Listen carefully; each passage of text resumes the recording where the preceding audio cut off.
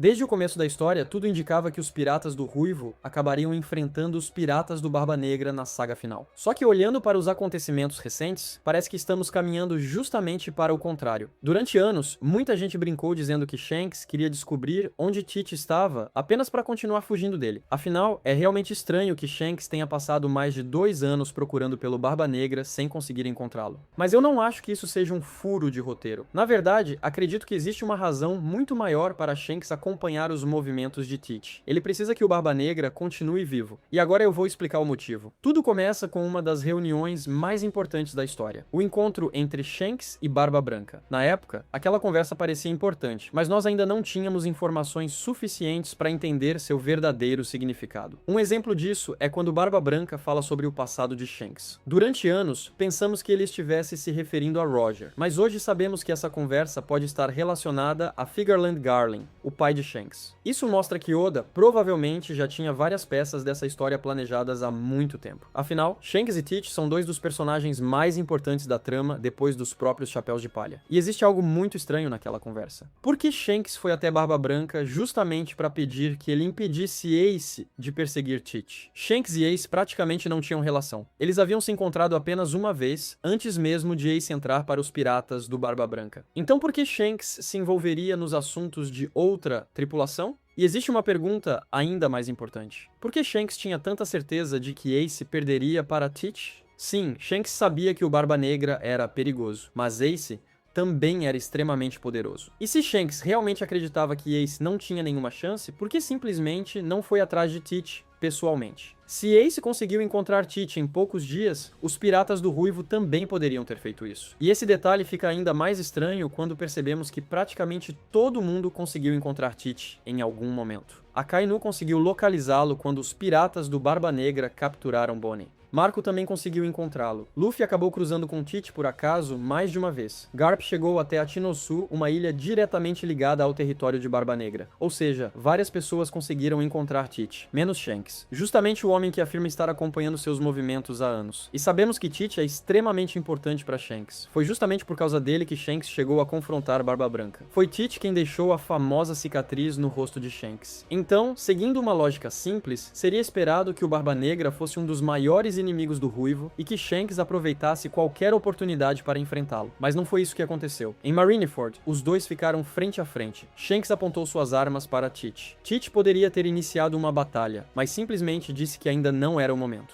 E Shanks deixou aquilo passar. Tudo bem, talvez Shanks só estivesse interessado em encerrar a guerra, mas ele poderia ter seguido Teach depois, poderia ter enviado alguém para espioná-lo, poderia ter feito qualquer coisa para não perder seu rastro, só que ele não fez. E é justamente aí que está a chave. Shanks provavelmente consegue encontrar Teach quando quiser. O motivo de ele acompanhar os movimentos do Barba Negra não seria para derrotá-lo, seria para garantir que ele continue vivo. Pelo menos por enquanto. E isso nos leva a um dos temas mais importantes de One Piece: o destino. O destino sempre teve um papel gigantesco na história. Luffy está diretamente ligado ao legado de Joy Boy. E acredito que Teach também esteja conectado a uma figura do passado. Para nós, essa ideia pode parecer estranha, porque muitas histórias valorizam principalmente a escolha individual, a identidade e a capacidade de romper com o próprio destino. Mas em muitas obras japonesas existe uma ideia diferente. Pessoas de gerações diferentes podem carregar vontades, responsabilidades e conflitos herdados do passado. Naruto e Sasuke, por exemplo, carregam o legado de Indra e Asura. Em Attack on Titan, a história se repete através das gerações e dos titãs. Em Demon Slayer, técnicas e responsabilidades são transmitidas dentro das famílias. O ponto é que os personagens não simplesmente repetem o passado. Eles recebem algo de quem veio antes e precisam dar um novo significado a isso. E acredito que o mesmo esteja acontecendo com Luffy. Mas talvez também esteja acontecendo com Teach. Não acho que Luffy tenha simplesmente herdado o papel de Joy Boy, enquanto Teach seria apenas mais um personagem relacionado ao clã G. E se Teach também estiver ligado a uma figura histórica? Talvez ele seja descendente de David Jones. Isso poderia explicar por que Imu demonstrou um interesse tão específico em Teach. Sabemos o quanto Imu se importa com Luffy, Vivi e Shirahoshi. Então por que Teach também chamou sua atenção? Porque justamente ele, entre tantos membros do clã D, o governo mundial aparentemente sabe que existe algo perigoso relacionado à linhagem de Teach. E até os próprios companheiros de tripulação dele parecem conhecer esse segredo. Mas talvez ninguém saiba mais sobre isso do que Shanks. Shanks não costuma agir sem motivo. Quando ele aparece em algum lugar, normalmente existe uma razão que só entendemos muito tempo depois. Em Wano, por exemplo, muitos imaginaram que ele estava ali por causa de Luffy, mas Shanks sequer encontrou Luffy. E existe um detalhe ainda mais curioso. Ele parecia estar esperando que Teach aparecesse em Wano. Mas por quê? Porque talvez Wano ainda não tenha cumprido seu verdadeiro destino. Nós assumimos que Luffy completou a profecia de Oden ao derrotar Kaido. Só que a profecia dizia muito mais do que isso. Oden precisava abrir as fronteiras de Wano e conectar o país ao restante do mundo. E isso não aconteceu. Depois da derrota de Kaido, praticamente nada mudou nesse aspecto. Esse pode ser um dos maiores sinais de que a profecia ainda não terminou. Talvez Luffy tenha cumprido apenas a primeira etapa. Ele derrotou Kaido, mas ainda não despertou o verdadeiro propósito de Wano. E agora sabemos que Teach possui informações sobre Pluton. Caribou conseguiu descobrir informações sobre as armas ancestrais e pode ter levado esse conhecimento até os piratas do Barba Negra. Então, mais cedo ou mais tarde, Teach pode acabar chegando a Wano. E se isso acontecer, talvez ele esteja chegando exatamente no momento previsto pela profecia, enquanto Luffy pode ter chegado cedo demais. E existe outro detalhe interessante na profecia: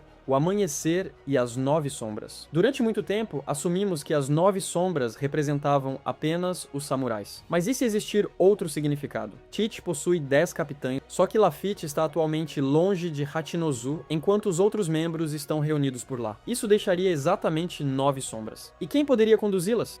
Teach. Talvez essa seja uma versão distorcida do amanhecer que deveria surgir sobre Wano. Luffy traz liberdade através da esperança. Teach pode fazer algo parecido, mas de uma maneira completamente diferente. Ele destrói a ordem existente para criar uma nova. É muito mais brutal, caótico e violento. Mas o resultado pode acabar sendo semelhante. Um mundo completamente transformado. E talvez seja justamente por isso que, em Elbaf, ouvimos falar sobre duas figuras ligadas ao amanhecer. Não vou me aprofundar na maneira como Luffy liberta os países, porque praticamente toda a história gira em torno disso. Mas você já reparou no que acontece quando Teach chega a algum lugar? A primeira vez que ouvimos falar dos piratas do Barba Negra foi justamente no reino de Drum. E a informação não poderia ser mais clara. Eles haviam destruído o país. Só que existe uma ironia nisso. O ataque também fez o Apol, o rei tirano de Drum, fugir. E depois que ele desapareceu, o povo que permaneceu no reino finalmente teve a chance de reconstruir sua própria nação. Ou seja, a criação de um país novo e pacífico só se tornou possível porque Teach destruiu a estrutura anterior. Agora compare isso com Luffy. Em Dressrosa, Luffy derrotou Doflamingo e durante a batalha, praticamente todo o país foi devastado. Então qual é a diferença?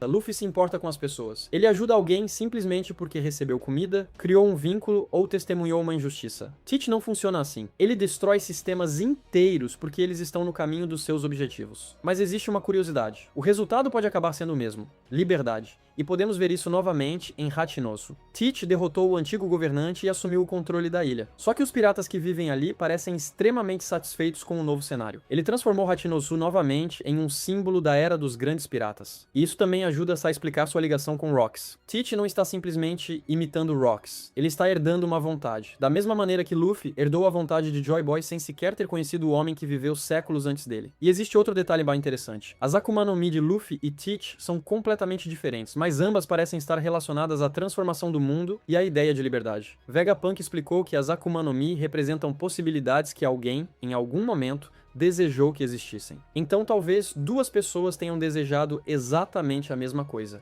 liberdade, mas através de caminhos opostos. Uma buscaria essa liberdade pela paz, a outra pela destruição. E One Piece já apresentou personagens com essa visão. Loki é um exemplo claro. Nagato, em Naruto, também acreditava que uma paz verdadeira poderia nascer da destruição. Então não seria estranho que duas pessoas carregassem desejos semelhantes, mas escolhessem métodos completamente diferentes. Talvez seja justamente por isso que as Akuma no Mi de Luffy e Teach tenham uma semelhança conceitual tão forte, apesar de seus poderes serem completamente distintos. E Oda vem construindo essa história há anos. O problema é que ele esconde praticamente tudo o que Shanks e Teach fazem. Nós descobrimos o que eles fizeram, mas quase nunca sabemos por que fizeram. Shanks foi até Mary Joyce e teve contato com os Cavaleiros de Deus. Mas qual era exatamente o objetivo? Podemos imaginar que ele estivesse atrás de informações sobre Imu, alguma Akuma no Mi específica, ou até mesmo sobre os planos do governo mundial. Mas isso continua sendo especulação. Oda ainda pode revelar uma razão completamente diferente. O mesmo acontece com Shanks ter impedido Kaido de chegar a Marineford. A explicação mais comum é que ele queria preservar o equilíbrio do mundo. Mas isso foi realmente confirmado?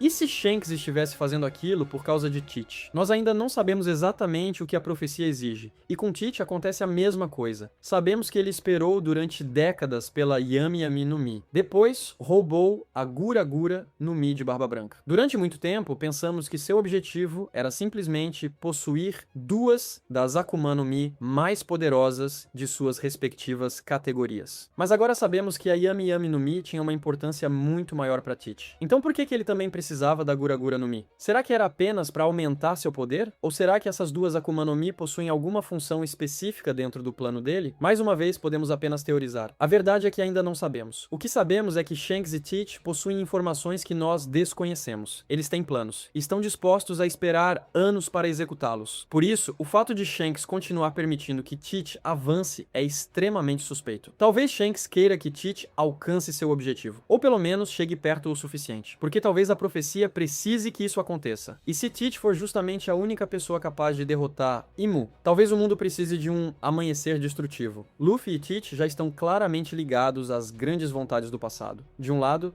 Joy Boy. Do outro, a figura que Teach pode estar herdando através de sua linhagem e de sua própria vontade. E talvez os dois estejam destinados a libertar o mundo de maneiras completamente diferentes. Luffy através da esperança, Teach através da destruição. E talvez Shanks esteja fazendo tudo o que pode para garantir que os dois cheguem ao destino que lhes foi reservado. É justamente por isso que existe tanta dúvida sobre Shanks ser realmente um personagem bom ou mau. Até sua aparência possui um detalhe curioso no mangá. Shanks é representado com cabelos acinzentados, enquanto a maioria dos personagens possui cabelos claramente brancos ou pretos. Nem mesmo Figarland Garling ou Kid compartilham exatamente essa característica. Pode ser apenas uma escolha artística. Mas considerando a quantidade de simbolismos que Oda utiliza, é difícil ignorar completamente. A vida de Shanks parece ter sido construída em torno de uma missão. Por isso ele chorou daquela maneira depois da conversa com Roger. Talvez Roger tenha contado algo que mudou completamente o propósito da vida de Shanks. E se Shanks souber que existe uma promessa que precisa ser cumprida? Então talvez ele não esteja tentando impedir a história. Talvez esteja apenas preparando o caminho. E é justamente aqui que precisamos voltar para Elbaf. Acredito que depois desse arco, teremos respostas muito mais claras sobre essa profecia. E o mural pode ter sido apenas o primeiro passo. Sabemos que a profecia fala sobre uma figura que conduzirá os gigantes para a guerra final. Naturalmente, todo mundo pensa em Luffy. Ele já possui uma relação de amizade com os gigantes. É o portador da Akuma no Mi de Nika. E tudo parece se encaixar perfeitamente. Mas será que é realmente tão simples? Oda passou décadas construindo reviravoltas. Você realmente acha que ele revelaria de forma tão óbvia quem vai liderar os gigantes na guerra final? Eu acredito que isso pode ser mais um dos grandes desvios de expectativa de Oda. Principalmente porque em Elbaf, os gigantes associam cada vez mais a ideia de destruição à figura do deus da libertação. E existe outro detalhe que não podemos ignorar. Os personagens mais importantes de Elbaf não são apenas Luffy, Loki e Imu.